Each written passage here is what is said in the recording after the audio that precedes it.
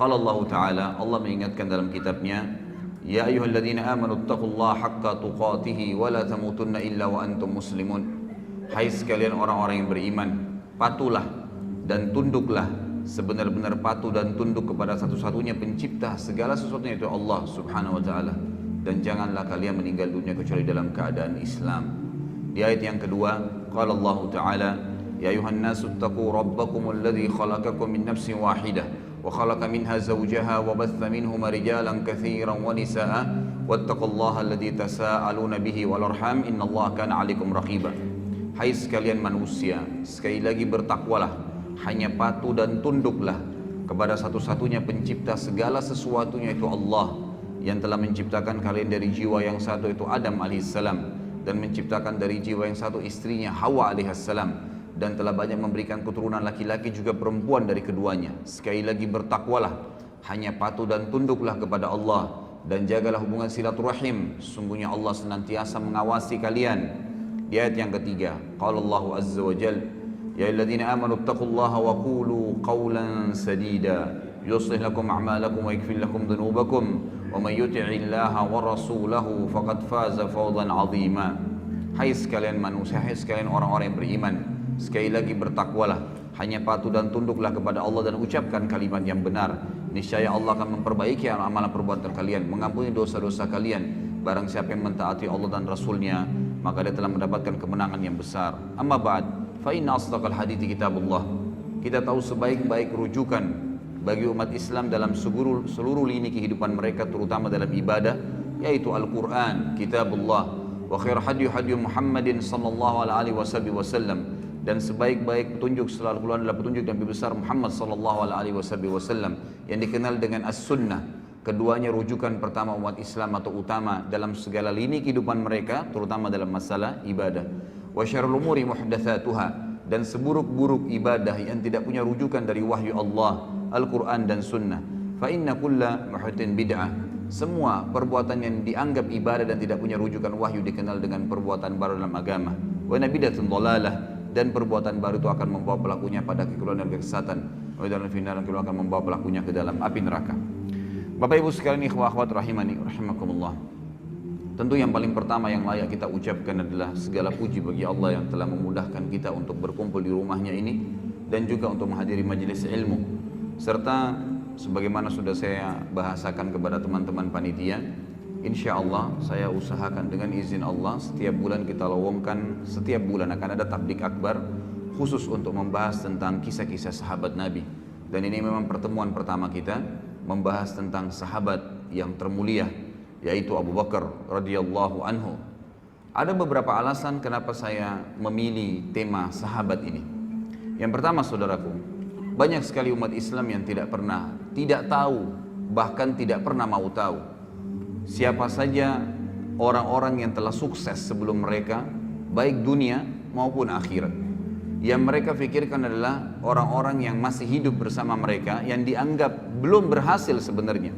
Mereka baru berhasil di poin-poin tertentu, di substansial kehidupan, belum semuanya, gitu kan. Tapi ada orang-orang yang telah mendahului kita dari orang-orang saleh terlebih dahulu. Mereka sukses dunia, kaya raya, seperti figur Abu Bakar nanti akan kita jelaskan. Dia seorang pedagang, kalau Anda mau bicara seorang pedagang, dan termasuk miliardernya Mekah. Beliau juga adalah seorang raja, nantinya menjadi khalifah.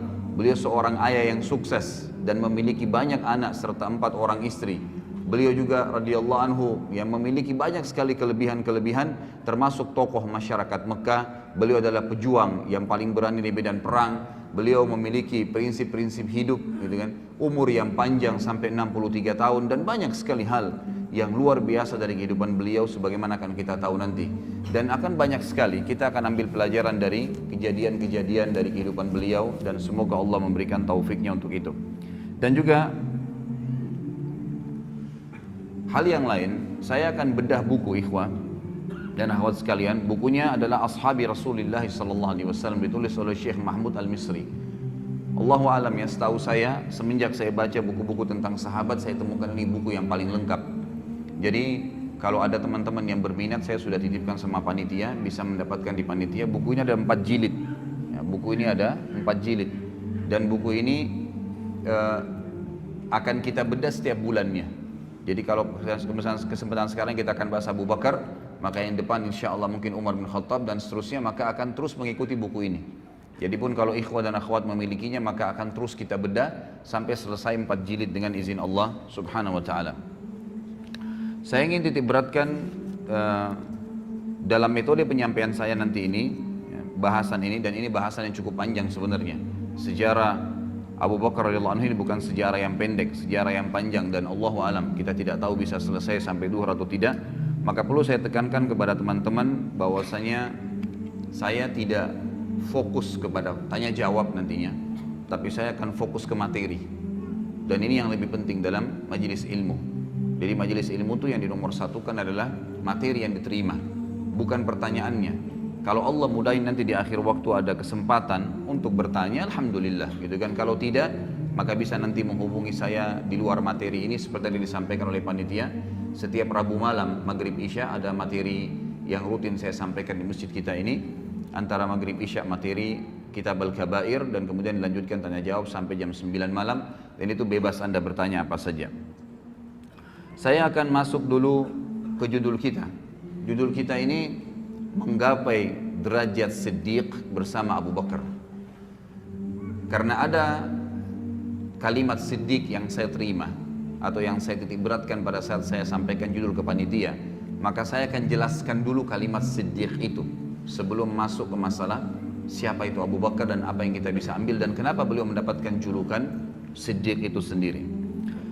Saudaraku, Siddiq itu diambil dari kata sadaqa yasduqu yang berarti jujur, tanggung jawab, amanah, penuh kepercayaan.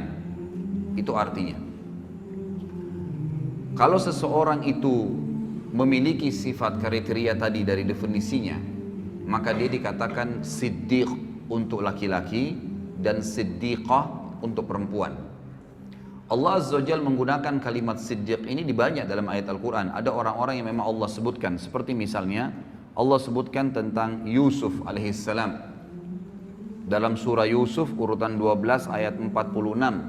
Allah subhanahu wa ta'ala berfirman, A'udzu billahi minasyaitonir rajim, Yusufu ayyuhas siddiq. Al-ayat. Tentu ada lanjutan ayatnya, tapi ini saksi bahasan. Wahai Yusuf, ya, orang yang siddiq. Karena Yusuf alaihissalam adalah orang yang penuh dengan amanah, tanggung jawab, kejujuran dan kepercayaan penuh. Kemudian juga Allah subhanahu wa ta'ala sebutkan tentang Ibrahim alaihissalam di dalam surah Maryam urutan 19 ayat 41. A'udzu billahi minasyaitonir rajim, wadhkur fil kitabi Ibrahim innahu kana siddiqan nabiyya. Al-ayat. Dan ingatlah tentang kisahnya Ibrahim, penyampaian Allah tentang Ibrahim, sesungguhnya dia nabi, sesungguhnya dia seseorang yang siddiqan nabiyya. Dia adalah orang yang sangat jujur, penuh dengan kepercayaan, ya, apapun yang disampaikan tentang kebenaran dia akan dukung, dan dia juga seorang nabi. Kata para ulama tafsir di sini Allah Subhanahu wa taala mendahulukan memuji Ibrahim alaihissalam dengan siddiq sebelum nabi. Berarti siddiq ini punya kedudukan tersendiri, karena sebab utama para nabi-nabi ditunjuk oleh Allah justru karena mereka punya sifat sidq. Jadi ini asasnya, nanti kita akan titik beratkan. Jadi dengan adanya sifat sidq tadi, kejujurannya, amanahnya, tanggung jawabnya, kepercayaan penuh tentang kebenaran sehingga dia siap mempertahankan dan membela kebenaran tersebut, itu yang akan membuat Allah subhanahu wa ta'ala menunjuk mereka, memberikan mereka posisi ya sebagai nabi. Sebagaimana nanti akan kita titik beratkan banyak poin-poin masalah ini. Kemudian Allah subhanahu wa ta'ala juga menyebutkan tentang Maryam alaihissalam, ibunya Nabi Isa, ya. Di dalam firmannya surah Al-Ma'idah urutan 5, A'udzu billahi minasyaitonir rajim, mal masihu ibnu Maryam illa rasulun qad khalat min qablihi ar-rusul wa ummuhu siddiqah kana ya'kulani at-ta'am unzur kaifa nubayyinu lahumul ayati thumma anzur anna yufakun.